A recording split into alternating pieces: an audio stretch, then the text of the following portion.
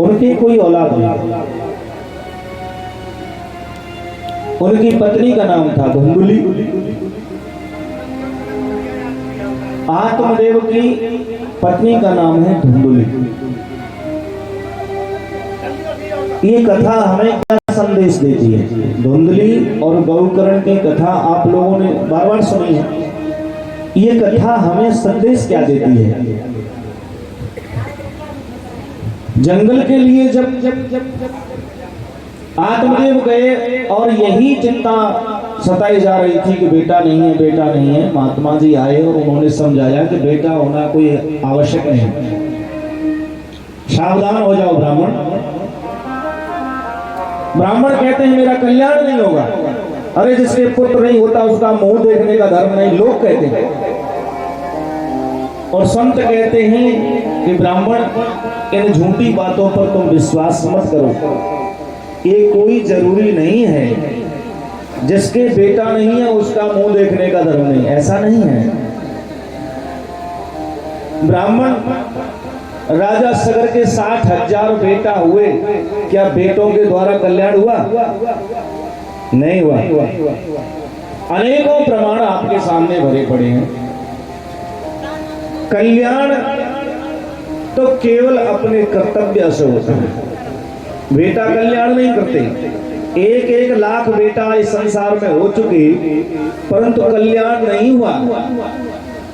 कल्याण तो केवल अपने सत्कर्म के द्वारा ही होगा।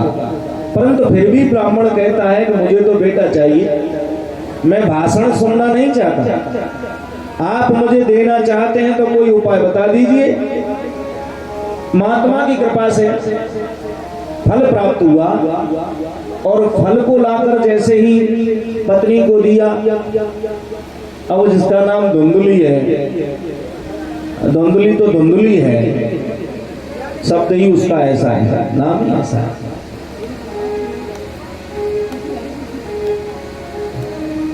एक उसकी सहेली आ गई, बातों में गपशप करने लगी और पूरा प्लान अपना चौपट कर दिया। तो बहन से सलाह कर ली। बहन ने कहा उसी टाइम पे मेरे बालक होने वाला है, मैं दे दूंगी, कोई बात नहीं, परीक्षा के लिए इस गाय को दे दो। हमें परीक्षा करनी है कि इस फल पे कुछ है कि नहीं। फल की परीक्षा के लिए गाय को दे, वो फल गाय को दे दो। समय आने पर धुंधुली की बहन उस बच्चे को ला करके देगी। धुंधुली ने नाटक कर दिया कि मेरा बच्चा हुआ है, घर से बाहर नहीं निकलती थी, मेरा बच्चा हुआ है। अगर स्वयं फल खा लेती, चलो किसी संत महात्मा का प्रसाद मिला, बेटे की इच्छा थी तो फिर उसी प्रकार से क्रिया भी होनी चाहिए थी, परंतु उल्टा क्यों हुआ?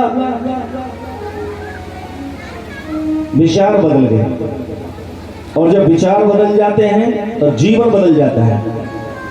धुंधुली के विचार ये ऐसे ऐसे गलत विचार आने लगे, इसलिए नाटक कर दिया। ये कथा हम लोगों की है, इस पर हम विचार कर ले, सोच ले। आत्मदेव ये प्राणी है। आत्मदेव कौन है? आप हम सब आत्मदेव ही हैं। ये प्राणी मात्र आत्मदेव है। रहता कहाँ है? तुंगभद्रा नदी के किनारे पर। भद्र माने कल्याण। तुंगभद्रा नदी हमारा ये शरीर ही है। ये शरीर तुंगभद्रा नदी है। इसी शरीर के सहारे हम अपना कल्याण कर सकते हैं। ये तुंगभद्रा नदी की तरह है, कल्याणकारी है हमारा शरीर। ये मानव शरीर हमारा कल्याण कर सकता है।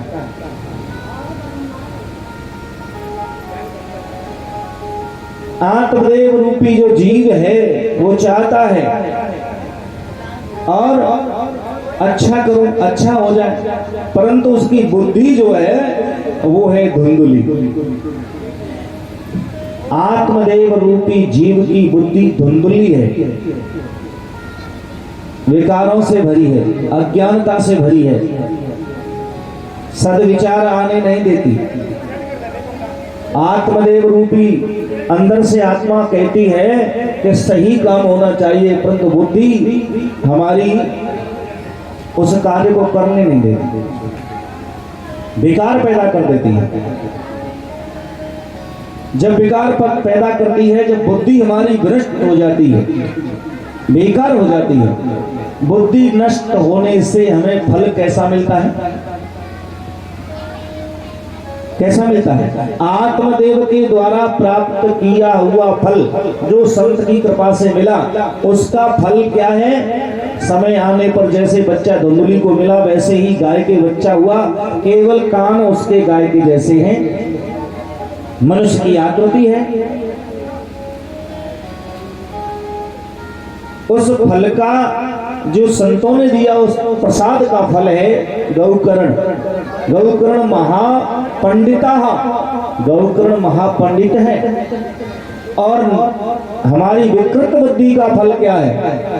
जो धुंधली है हमारी बुद्धि, हमारी गलत विचारों का फल धुंधकारी है, जो हमें नष्ट कर देगा। और यही हुआ। धुंधकारी महाखल हो, धुंधकारी महाखल हुआ, दुष्ट हुआ। सोते हुए बच्चों को मार दे, खेत खलियानों में आग लगा दे। एक आताताई जैसा कार्य उसका बन गया। पिताजी बहुत दुखी हुए। बेटे के लिए इतनी इच्छा थी, सावधान हो जाए, आप विचार कर लें।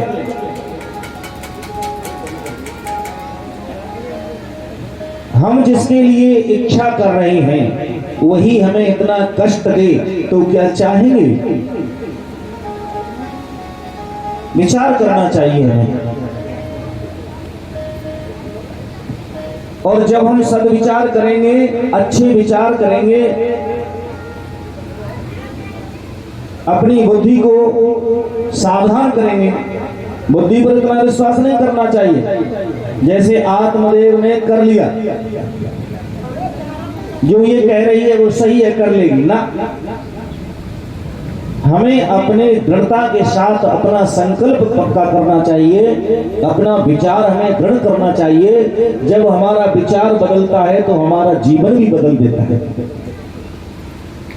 एक बार बर्तन जो होते हैं, प्रजापति महाराज बर्तन बना रहे थे, मिट्टी का बर्तन बना रहे थे। और बर्तन क्या बना रहे थे? मई का महीना आने वाला था, चिलम बना रहे थे। अंदर से माता निकल कर आई और बोली, अरे ये क्या बना रहे हो? ये चिलम तो आपने बहुत बनाई, अब तो गर्मी के महीना आने वाले, चिलम मत बनाओ, सुराई बनाओ, सुराई बनाओ, बहुत बिकेगी। प्रजापति के हाथ वही है, मिट्टी वही है, चिलम बना रहे थे, थोड़ा ऐसे हाथ कर दिए, वो सुराई बन गई। उन्हें कहीं जाना नहीं था, चिलम बनाने से वो सुराई बन गई। यही विचार आया, विचार बदला तो आकार भी बदल गया वही, और सुराई बन के तैयार हो रही है। मिट्टी से आवाज आई, अभी तो आप मुझे चिलम बना रहे थे, फिर आपने सुराई क्यों? मेरा रूप बदल दिया। तो उस कुंभकार ने कहा कि मेरे विचार बदल गए। पहले विचार मेरा चिलम बनाने का था, अब मेरा विचार बदल गया, सुराई बना दी। मिट्टी से आवाज आई, अजी तुम्हारा तो विचार बदला है, परंतु मेरा तो जीवन ही बदल गया। कैसे बदल गया तेरा जीवन? तू तो मिट्टी है। हाँ, मैं मिट्टी हूं, परंतु चिलम बनाते तो मैं खुद जलती और दूसरे को भी जलाती। तुम्हारा विचार बदला, मुझे सुराई बना दिया, मैं भी शीतल रहूंगी और दूसरों को भी शीतल करूंगी। मेरा जीवन बदल गया है। चिलम और सुराई में कितना अंतर होता है। इसलिए जीवन बदल जाता है, विचार बदलते। हमारे स्वामी श्री राजेश्वरानंद जी महाराज के बड़े अनमोल दृष्टांत हैं।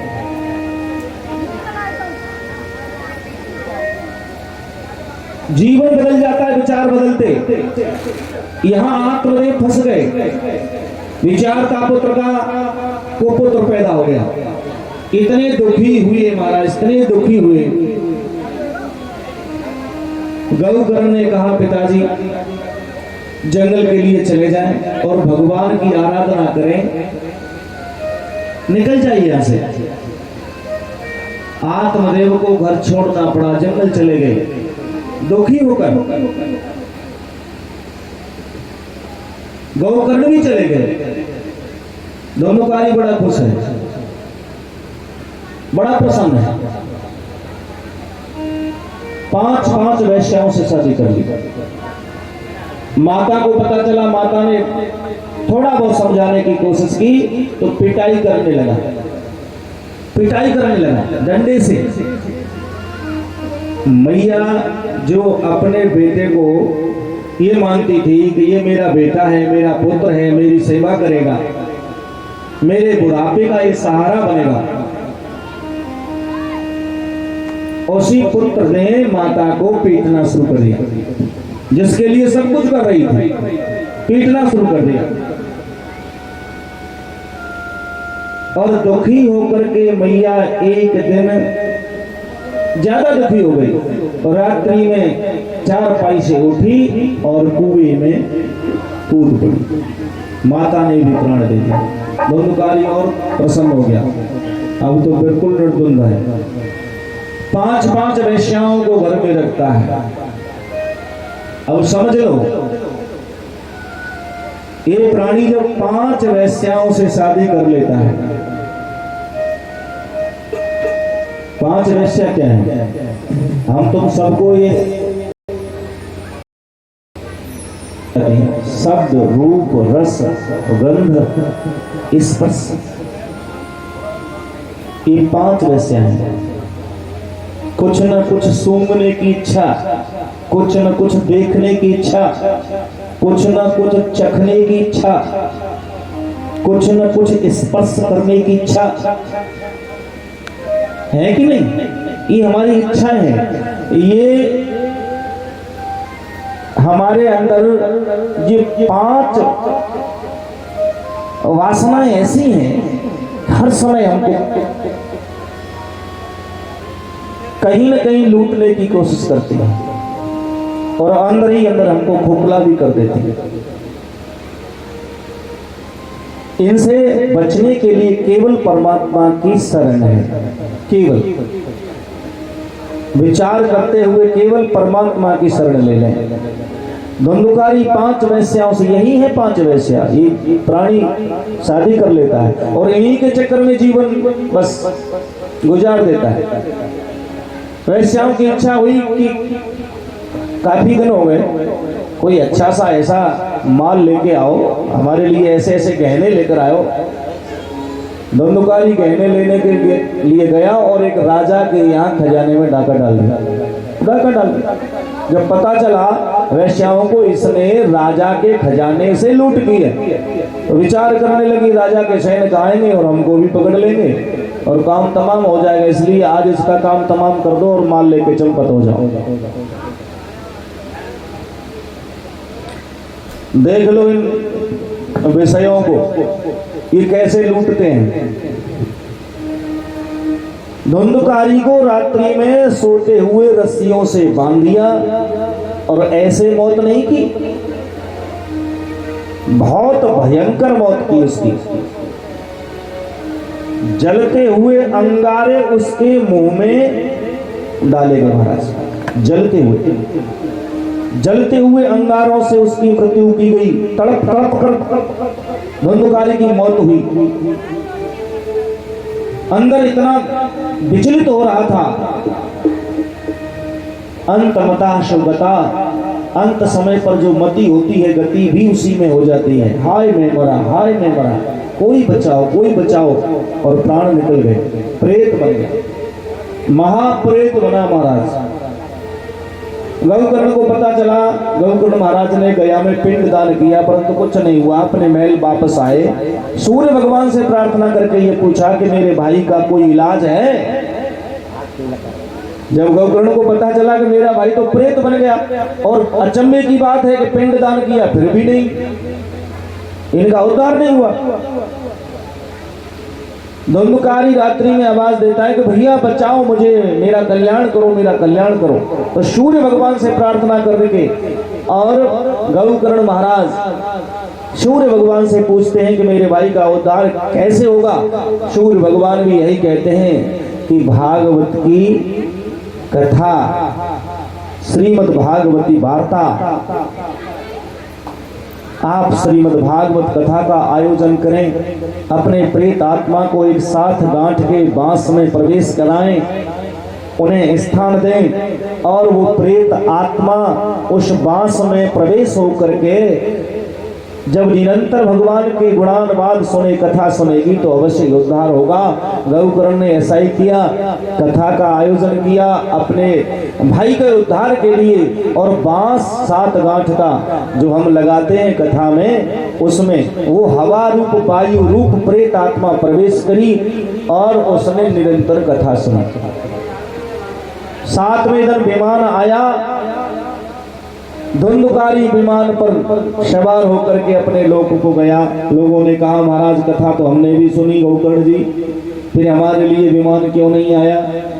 गौकर्ण जी बोले कि देखो जिस प्रकार धुंधकारी ने कथा सुनी है, वो इतना दुखी था, इतना विचलित था, उसे कथा के अलावा कुछ दिखाई नहीं दे रहा था, भगवान के चरणों के अलावा कुछ दिखाई नहीं दे रहा था, उसका कल्याण हो गया।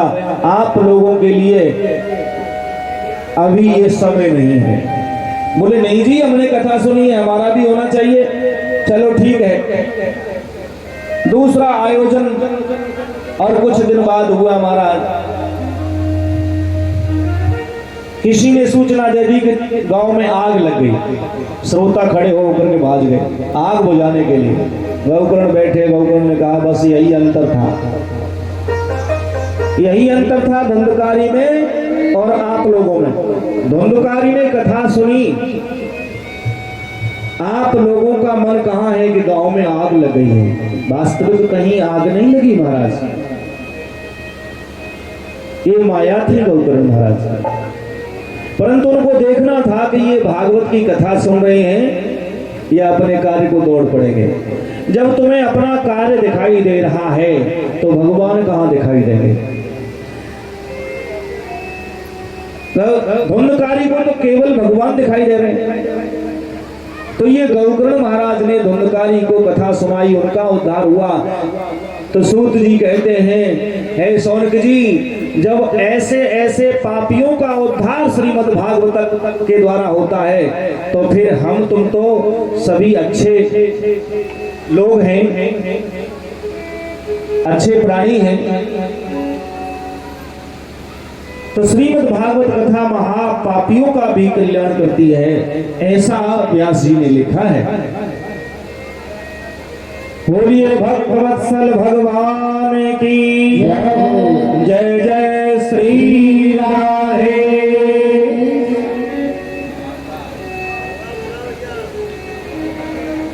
आगे चलकर शौनक जी कहते हैं महाराज